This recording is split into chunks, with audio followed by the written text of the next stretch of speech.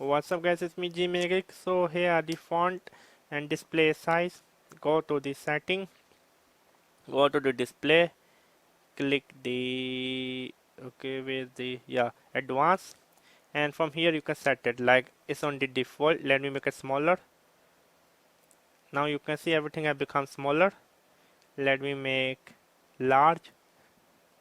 Now you can see everything is large. Now let me make the largest.